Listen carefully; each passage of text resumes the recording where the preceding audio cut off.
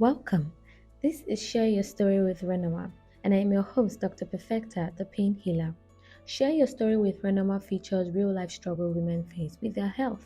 It's a means to educate one lady at a time about several health challenges the women folk face, while emphasizing that they are not alone and their pain is valid, whether it is big or small.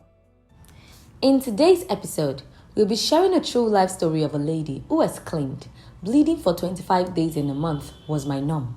Having to wear diapers was my only option. Let's dive right into it. Hi, Anonymous. Hi, Dr. Perfecta. Right. Thank you so much for choosing to share your story with us. So tell us about your story. When did it start and how? Okay, although I cannot categorically say that it started at a particular date. What I, however, observed was that in 2019, Okay. that's towards the end of 2019, that should be November, December, I observed that my at the commencement or at the inception of my period, I would have constipation, that's indigestion. Okay. Sometimes I would feel feverish, and it would look like I was going to have malaria, and that's just for a period, maybe like 2 to 3 days before and into my period.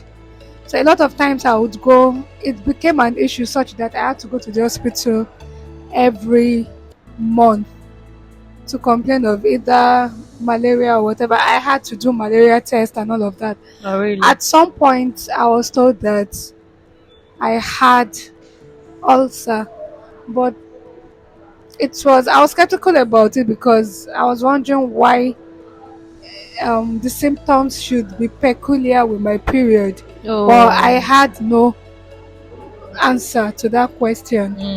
So along the line, okay, that continued till 2020. Then 2021, it got really bad. And I remember June 2021, I decided to go to the hospital. One of the symptoms I also noticed during my period was that I was having clotted blood, but not so bad, and I felt it was just Normal. I didn't even discuss that with anybody because I felt it was normal because it wasn't so bad. So that June, I saw a very big one, and it became very worrisome.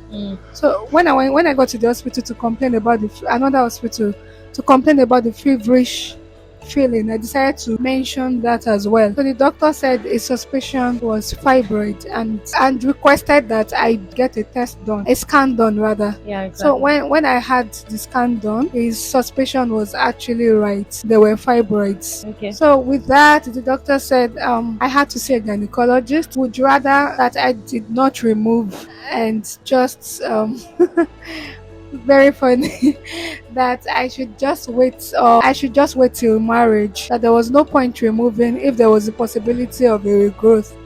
That it was just best that I get married, and since I was of marriageable age, I should just hasten things up.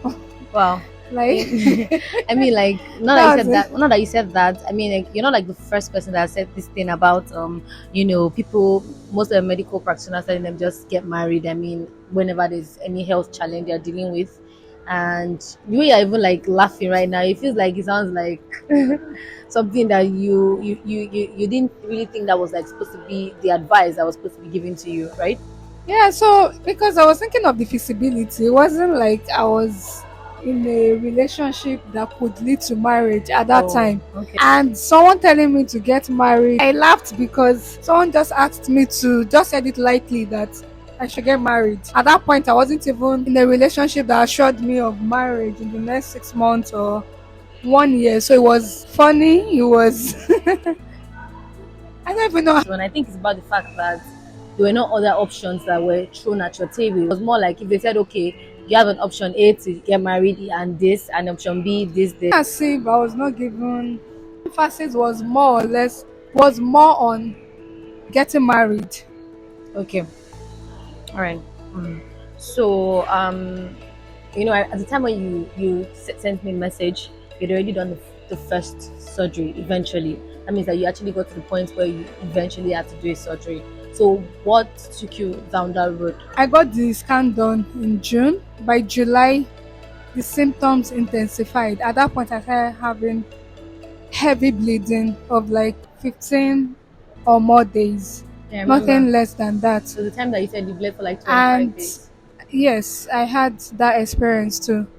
And it wasn't just heavy bleeding and prolonged bleeding, but also that the at that point the clots got worse too. Okay.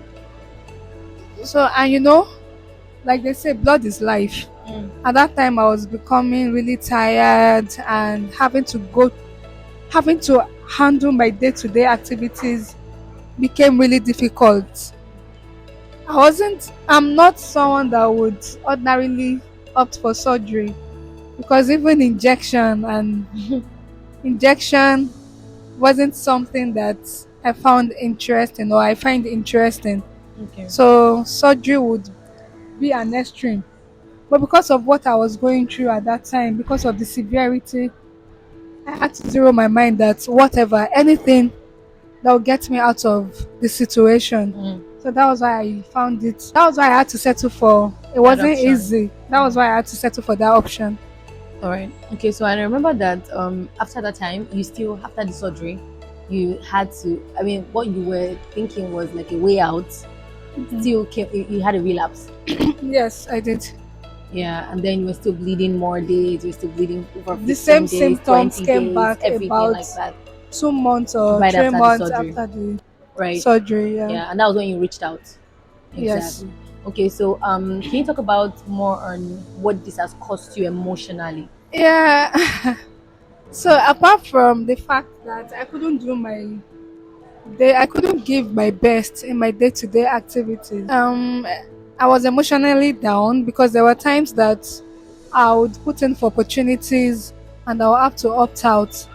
And I had to opt out because I wasn't just my normal self at that time. Someone, of course, what would you expect of someone who bled for, or who was at that point bleeding for 15, 20, 25 days every month, Wow. and your period was even my period was even running into each other. I might not have finished May before June comes in Mm. and all of that. And engaging in there were times at least I had to opt out of about 3 or 4 opportunities Wow. because and you know I also need to remind us that it wasn't just bleeding or prolonged. There were like 3 4 opportunities that I started, but and programs that I started but I couldn't finish because of my mental state at that point. And also the fact that I couldn't even sleep. I barely slept comfortably Mm. through, for nights. I be during the night I get you. for several Several days. days.